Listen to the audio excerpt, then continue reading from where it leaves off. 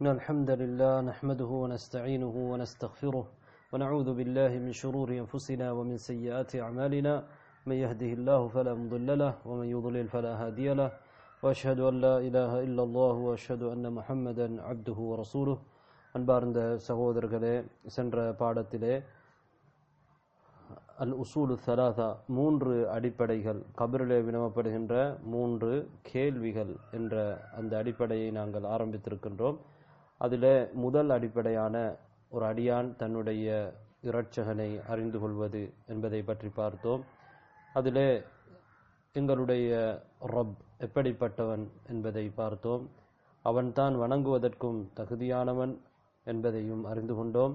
அடுத்ததாக அதற்கு ஆதாரமாக விளங்கக்கூடிய ஒரு வசனம்தான் சூரத்துல் ஃபாத்திஹாவுடைய முதல் வசனம், அல்ஹம்துலில்லாஹி ரப்பில் ஆலமீன். இந்த வசனத்திலே தௌஹீதுடைய மூன்று வகைகளும் குறிப்பிடப்பட்டிருக்கிறது என்கின்ற விடயங்களை பார்த்தோம். எனவே அல்லாஹு தஆலா தான் வணக்கத்துக்கு தகுதியானவன், அவன்தான் இந்த உலகத்தை படைத்து பரிபாலிக்கின்றான். எனவே அவனைத்தான் நாங்கள் வணங்க வேண்டும். அவன்தான் நன்றிக்குரியவன், அவனை தவிர உள்ள அனைத்தும் படைக்கப்பட்டவர்கள் என்கின்ற அடிப்படையை பார்த்தோம். இன்றைய பாடத்திலே எவ்வாறு இறைவனை அறிந்து கொள்வது என்பது சம்பந்தமாக மூல நூலாசிரியர் சொல்கின்றார். فَإِذَا قِيلَ لَكَ بِمَ عَرَفْتَ رَبَّكَ فَقُلْ بِآيَاتِهِ وَمَخْلُوقَاتِهِ.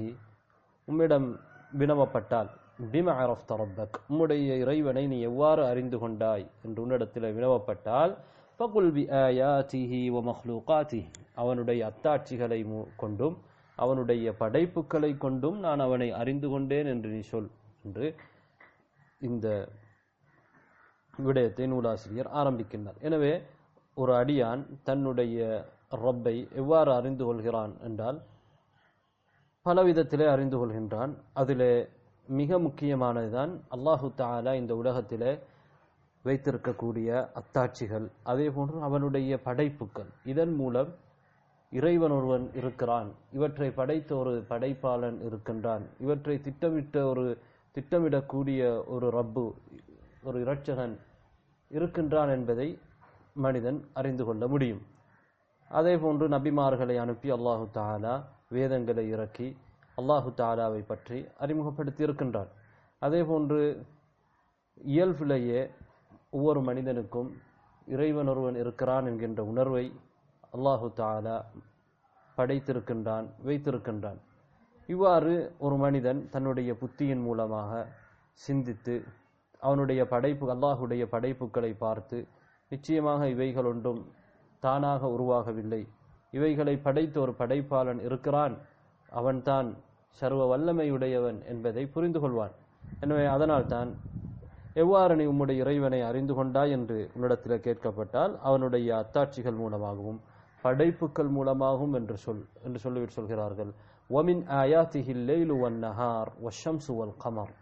அல்லாஹுடைய அத்தாட்சிகளில் உள்ளதுதான் இரவு, பகல், சூரியன், சந்திரன். இவைகள் அல்லாஹுடைய அத்தாட்சிகள், இவைகள் அல்லாஹுடைய படைப்புகள். அதே நேரத்தில் இவைகள் அல்லாஹு தஆலாவுடைய அத்தாட்சிகள். இவைகளை ஒருவன் சிந்தித்து பார்த்தால் இவைகளை படைத்த, இவைகளை திட்டமிடுகின்ற, இவைகளை இயக்குகின்ற ஒரு கடவுள் இறைவன் இருக்கின்றான், அவன்தான் சர்வ வல்லமையும் உடையவன் என்பதை புரிந்து கொள்வான். வமின் மக்லூகாத்திஹி ஸமாவாத்து ஸபஅ.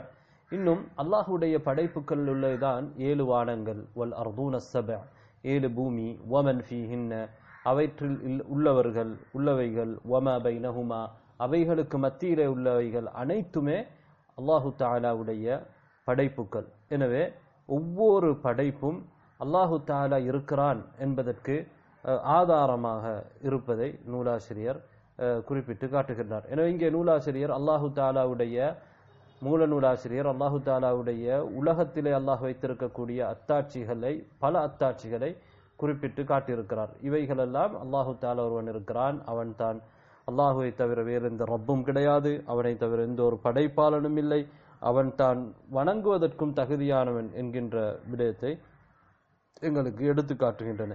எனவே இங்கே படைப்புகள், அத்தாட்சிகள் என்று நூலாசிரியர் 2ஆக குறிப்பிட்டிருக்கிறார். வானம், பூமி, இவைகளை எல்லாம் படைப்புகள் என்றும், அதற்கு முன்னால் இரவு, பகல், சூரியன், சந்திரன் இவைகளை அத்தாட்சிகள் என்றும் குறிப்பிட்டிருக்கிறார். எங்களுக்கு தெரியும் ஒவ்வொரு படைப்பிலும் அத்தாட்சி இருந்தாலும் சில படைப்புகளிலே கூடுதலான அத்தாட்சி ஆதாரம் வலுவாக இருக்கும். அதைத்தான் நூலாசிரியர் ஆயாத் அல்லாஹுடைய அத்தாட்சிகள் என்று குறிப்பிட்டிருக்கிறார். இரவு பகல், ஏனென்றால் அவைகள் மாறி மாறி வருகின்றன. மாறி மாறி வருகின்ற பொழுது அவற்றில் மாற்றம் ஏற்படுகின்ற பொழுது ஆதாரம் பலமாக இருப்பதனால் அதை தனியாக பிரித்து காட்டியிருக்கிறார். அடுத்ததாக அதற்குரிய ஆதாரத்தையும் குறிப்பிட்டிருக்கிறார். இங்கே நூலாசிரியர் குறிப்பிடுகின்ற பொழுது என்ன சொல்கிறார்? அல்லாஹு தஆலாவுடைய வசனத்தை குறிப்பிடுகின்றார். வமின் ஆயாத்திஹில் லைலு வன்னஹாரு வஷ்ஷம்சு வல் கமர். அல்லாஹு தஆலா சொல்கின்றான், அல்லாஹ்வுடைய அத்தாட்சிகளில் உள்ளதுதான் இரவும் பகலும் சூரியனும் சந்திரனும். லா தஸ்ஜுது லிஷம்சி வலா லில் கமர். நீங்கள் சூரியனுக்கோ சந்திரனுக்கோ சுஜூது செய்து விடாதீர்கள். வஸ்ஜுது லில்லாஹி அல்லதி خلقهن இன் குன்தும் இய்யாஹு தஅபுதூன். அவைகளை படைத்த அல்லாஹ்வுக்கே நீங்கள் சுஜூது செய்யுங்கள். இன் குன்தும் இய்யாஹு தஅபுதூன். நீங்கள் அல்லாஹ்வையே வணங்குகின்றவர்களாக இருந்தால் இந்த சூரியன் சந்திரன் இவற்றுக்கெல்லாம் நீங்கள் சுஜூது செய்யக்கூடாது. அவைகளை படைத்து அல்லாஹு தஆலாவுக்கே நீங்கள் சுஜூது செய்ய வேண்டும் என்று அல்லாஹு தஆலா இந்த வசனத்திலே குறிப்பிடுகின்றான். அடுத்ததாக இன்னொரு வசனத்தையும் காட்டுகின்றார். இன்ன ரப்பக்குமுல்லாஹு அல்லதி خلقஸ் ஸமாவாதி வல் அர்த்.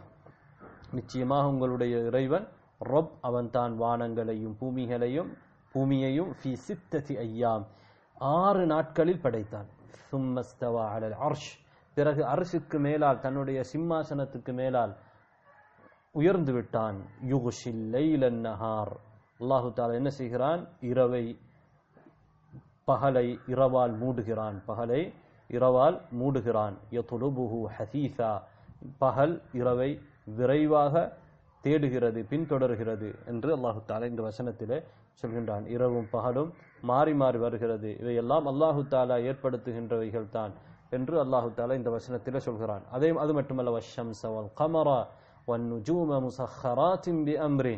இன்னும் அல்லாஹு தஆலா சூரியனையும் சந்திரனையும் நட்சத்திரங்களையும் முஸஹ்ஹராத்தின் பிஅம்ரி, தன்னுடைய கட்டளையை கொண்டு வசப்படுத்தப்பட்டதாக படைத்திருக்கின்றான். அல்லாஹு தஆலாவுடைய ஓர்டரின் அடிப்படையிலே தான் அவைகள் செயல்படும். அல்லாஹு தஆலாவுடைய கட்டளையின் அடிப்படையிலே தான் அவைகள் இருக்கின்றன, படைக்கப்பட்டிருக்கின்றன. அவற்றில் உள்ளவைகள் செயல்படுகின்றன. அவற்றை அல்லாஹு தஆலாவுடைய கட்டளை கொண்டு அல்லாஹு தஆலா இயக்கி கொண்டிருக்கின்றான். அலா லஹுல் ஹல்கு வல் அம்ர். தெரிந்து கொள்ளுங்கள், அலா லஹுல் ஹல்கு வல் அம்ர். அல்லாஹுக்கே, அவனுக்கே படைப்பதும் கட்டளையிடுவதும் அதிகாரம் செலுத்துவதும் இருக்கிறது என்று அல்லாஹு தஆலா இந்த வசனத்திலே சொல்கின்றான். தபாரக்கல்லாஹு ரப்புல் ஆலமீன். உலகத்தாரின் இரட்சகனான அல்லாஹ் உயர்ந்து விட்டான். அவன் பாக்கியமுடையவனாக ஆகிவிட்டான். அவனுடைய பரக்கத்துக்கள் அதிகமாகிவிட்டது என்று இந்த வசனம் முடிவடைகிறது. அடுத்ததாக அன்பார்ந்த சகோதரர்களே, பாருங்கள், இன்னொரு வசனத்தையும் அவர்கள் கூறுகிறார்கள், இன்னொரு விடயத்தை சொல்கிறார்கள்.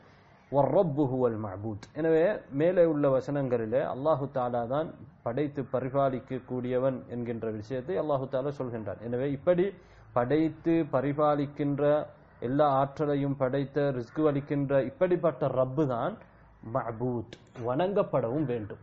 எனவே அவன் இவ்வாறான ஆற்றலை உடையவன் என்றால் அவன்தான் வணங்குவதற்கும் தகுதியானவன். அவனை தவிர வேறு யாரையும் நாம் வணங்க முடியாது. அதற்குரிய ஆதாரம் அல்லாஹுடைய வசனம், யா அய்யுஹன்னாஸ், மனிதர்களே, உஅ்புது ரப்பக்கும், உங்களுடைய ரப்பை நீங்கள் வணங்குங்கள். அல்லதி ஹலகக்கும், உங்களை படைத்த உங்களுடைய ரப். வல்லதீன மின் கப்லிக்கும், உங்களுக்கு முன்னால் உள்ளவர்களையும் அவன் தான் படைத்தான். லஅல்லக்கும் தத்தகூன், நீங்கள் தக்வா உள்ளவர்களாக மாறுவதற்காக, நீங்கள் இறையச்சம் உள்ளவர்களாக மாறிவிடலாம் என்பதற்காக என்ன செய்யுங்கள்? உங்களையும் உங்களுக்கு முன்னிருந்தவர்களையும் படைத்த ரப்பை, உங்களுடைய ரப்பை நீங்கள் வணங்க வேண்டும். அல்லதி ஜஅல லக்குமுல் அர்த ஃபிராஷா, அவன் எப்படியானவன் தெரியுமா? இந்த பூமியை உங்களுக்கு விரிப்பாக ஆக்கியிருக்கிறான். வஸ்ஸமாஅ பினாஅன், வானத்தை முகடாக ஆக்கியிருக்கிறான். وأنزل من السماء ماء فأخرج به من الثمرات رزقا لكم, வானத்திலிருந்து தண்ணீரை இறக்கி அதிலிருந்து விளைச்சல்களை உங்களுக்கு ரிஸ்காக வெளிப்படுத்தி இருக்கின்றான். ஃபலா தஜஅலூ லில்லாஹி அந்தாத, இவற்றையெல்லாம் செய்த அந்த ரப்புல் ஆலமீனுக்கு நீங்கள் ஃபலா தஜஅலூ லில்லாஹி, அல்லாஹுக்கு நீங்கள் அந்தாதன், இணைகளை, துணைகளை, நிகர்களை ஏற்படுத்தி விடாதீர்கள். வ அன்தும் தஅலமூன், நீங்கள் தெரிந்து கொண்டே இதெல்லாம் உங்களுக்கு தெரியும். இவற்றை தான் அல்லாஹுதான் படைத்தான் என்பதெல்லாம் தெரியும். அல்லாஹுதான் திட்டமிட்டு செய்கிறான் என்பதையெல்லாம் தெரிந்து கொண்டே நீங்கள் அல்லாஹு தாலாவுக்கு இணைகளை ஏற்படுத்தி விடாதீர்கள் என்று அல்லாஹு தாலா சொல்கிறான். மக்காவிலே இருந்த முஷ்ரிக்குகள் அல்லாஹ் தான் படைத்தான், அல்லாஹு தாலா தான் மலை இறக்குகிறான், அல்லாஹு தாலா தான் சர்வ வல்லமையும் உடையவன் என்பதை அறிந்திருந்தார்கள். ஆனாலும் அவர்கள் அல்லாஹு தாலாவை மட்டும் வணங்காமல் அல்லாஹுடைய அடியார்கள் என்று அவர்கள் கருதக்கூடிய சிலைகளையும் வணங்கி கொண்டிருந்தார்கள். இதனால் அல்லாஹு தாலா சொல்கிறான், அல்லாஹ் தான் இவற்றையெல்லாம் படைத்து பரிபாலிக்கிறான் என்பதை நீங்கள் தெரிந்து கொண்டே அல்லாஹுக்கு நீங்கள் இணை கற்பிக்காதீர்கள், அல்லாஹுக்கு நீங்கள் பல கடவுள்களை பல துணைகளை இணைகளை இருப்பதாக கருதாதீர்கள் என்று அல்லாஹு தாலா சொல்கின்றார். இங்கே பார்க்கலாம், யா அய்யுஹன்னாஸ், மனிதர்களே என்று அல்லாஹு தாலா அழைத்திருக்கிறான். குர்ஆனிலே இருக்கக்கூடிய முதல் அழைப்பு இந்த வசனம் தான். குர்ஆன்ல சூரத்துல் பக்ராவுடைய 21வது வசனத்திலே அல்லாஹு தாலா குர்ஆன்ல இருக்கக்கூடிய முதலாவது நிதா, முதலாவது அழைப்பு இந்த வசனத்திலே தான் இருக்கிறது. அதே போன்று முதலாவது ஓர்டர், கட்டளையும் இந்த வசனத்திலே தான் இருக்கிறது. உஅ்புது, வணங்குங்கள். உஅ்புது ரப்பக்கும், உங்களுடைய ரப்பை நீங்கள் வணங்குங்கள். அப்ப குர்ஆனிலே உள்ள உஅ்புது என்றால் என்ன அர்த்தம்? இப்னு அப்பாஸ் ரலியல்லாஹு அன்ஹு அவர்கள் ஏற்கனவே சொன்னது போன்று குர்ஆன்ல எங்கெல்லாம் இபாதா என்று வருகிறதோ அதனுடைய அர்த்தம் வஹீது, அல்லாஹ்வை நீங்கள் ஓர்மைப்படுத்துங்கள். எனவே ஓர்மைப்படுத்தாத இபாதத்தாக இஸ்லாம் ஏற்றுக்கொள்ள மாட்டாது. எனவே அல்லாஹு தாலாவை மாத்திரம் இணை இல்லாமல் வணங்குகின்ற வணக்கம் மட்டும்தான் இஸ்லாத்திலே ஏற்றுக்கொள்ளப்படும். எனவே முதல் கட்டளையே நீங்கள் அல்லாஹு ஏகத்துவம் தான், அல்லாஹுவை நீங்கள் மாத்திரம் வணங்க வேண்டும் என்பதுதான் இஸ்லாத்துடைய முதல் கட்டளை. முதலாவது அழைப்பு, அல்லாஹு தாலா மக்களை அழைத்து விழித்து கூறுகின்ற வசனம் இதுதான். இதிலே முதலாவது ஓர்டர், ஏவல் குர்ஆனிலே முதலாவது நீங்கள் விருத்து பார்த்தால் முதல் ஏவல் உஅ்புது ரப்பக்கும், அல்லாஹுவை நீங்கள் வணங்குங்கள் என்றது. இதற்கு முன்னால் வரக்கூடிய வசனங்கள் எதிலும் அல்லாஹுடைய எந்த ஒரு ஏவல் இல்லை. ஆனால் இதிலே தான் முதலாவது ஏவல் ஓர்டர் இருக்கிறது. அதே போன்று இதோடு இருக்கக்கூடிய இதே விஷயத்தை சொல்கிற அடுத்த வசனத்திலே 22வது வசனத்திலே அல்லாஹ் என்ன சொல்கிறான்? ஃபலா தஜஅலூ லில்லாஹி அந்தாதன், அல்லாஹு தாலாவுக்கு நீங்கள் இணைகளை, துணைகளை, நித்துகளை, நிகர்களை ஏற்படுத்தாதீர்கள். எனவே இதுதான் குர்ஆனில் இருக்கக்கூடிய முதலாவது தடை. முதலாவது குர்ஆனில் இருக்கக்கூடிய தடை இங்கே தான் இருக்கிறது. எனவே அல்லாஹ் இங்கே இந்த தடை எதை பற்றி தடுத்திருக்கிறது? எதை தடுத்திருக்கிறது? அல்லாஹு தாலாவுக்கு இணை வைப்பதை தடுத்திருக்கிறது. முதலாவது ஓர்டர் அல்லாஹு தாலாவை ஓர்மைப்படுத்த வேண்டும். இரண்டாவது அதே போன்று முதலாவது தடை அல்லாஹுக்கு அந்த ஏகத்துவத்திற்கு எதிரானது ஷிர்க் நீங்கள் செய்யக்கூடாது என்பதை அதே போன்று தொடர்ந்து நூலாசிரியர் சொல்கிறார். கால் இப்னு கதீர் ரஹிமஹுல்லாஹ், இப்னு கதீர் ரஹிமஹுல்லாஹ் அவர்கள் சொல்கிறார்கள், அல் காலிகு லிஹாதிஹில் அஷ்யா ஹுவல் முஸ்தஹிக்கு லில் இபாதா. எனவே மேலே உள்ள படைப்புகள், வானம், அதே போன்று மலை இறக்குவது, அதில் இருந்து பயிர் பச்சைகளை விளைவிக்க செய்வது, பூமியை விரிப்பாக்கியது, வானத்தை முகடாக்கி, இவற்றையெல்லாம் படைத்தவன் இப்னு கதீர் ரஹ்மத்துல்லாஹி சொல்கிறார்கள், இவற்றையெல்லாம் படைத்த படைப்பாளன் இருக்கிறானே, ஹுவல் முஸ்தஹிக்கு லில் இபாதா, அவன்தான் இபாதத்துக்கு தகுதியானவன். எனவே இப்னு கதீர் ரஹ்மத்துல்லாஹி அவர்கள் இந்த வசனத்துக்கு விளக்கம் சொல்லுகின்ற பொழுது முக்கியமான பிரதானமான ஒரு முஃபஸ்ஸிர், குர்ஆன் விரிவுரையாளர், அவர்கள் என்ன சொல்கிறார்கள்? எனவே அல்லாஹ் என்ன சொல்ல வருகிறான் என்றால், இவற்றையெல்லாம் படைத்த படைப்பாளன் இருக்கிறானே, அவன்தான் இபாதத் செய்வதற்கும் வணங்கப்படுவதற்கும் தகுதியானவனாக இருக்கிறான். எனவே நீங்கள் அவனையே வணங்க வேண்டும் என்று அல்லாஹு தஆலா இந்த வசனத்திலே சொல்லி இருக்கிறான் என்பதை அவர்கள் தெளிவுபடுத்துகிறார்கள். அதாவது தௌஹீதுர் ருபூபியாவிலே தனித்துவமாக இருக்கக்கூடியவன். தௌஹீதுர் ருபூபியாவை மக்காவில் இருந்த காஃபிர்கள் ஏற்றுக்கொண்டிருந்தார்கள். தௌஹீதுர் ருபூபியா என்பது அல்லாஹ் தான் இந்த உலகத்தை படைத்தான், பரிபாலிக்கின்றான் என்கின்ற விடயங்கள். எனவே அல்லாஹு தாலாவுடைய தௌஹீதுர் ருபூபியாவிலே அவன் எப்படி தனித்துவமாக இருக்கிறானோ அதை நீங்கள் ஏற்றுக்கொண்டால் கட்டாயமாக அவன் தௌஹீதுல் உலூஹியாவிலும் நீங்கள் அவனை ஓர்மைப்படுத்த வேண்டும். அதிலே அவனை மாத்திரம்தான் நீங்கள் வணங்கவும் வேண்டும் என்று அல்லாஹு தஆலா இந்த வசனங்களிலே இந்த சொல்லுகிறான் என்பதை இப்னு கதீர் ரஹ்மத்துல்லாஹி அவர்கள் தெளிவுபடுத்துகின்றார்கள். இன்ஷா அல்லாஹ் அடுத்த பாடத்தில் இணைய விடயங்களை பார்ப்போம்.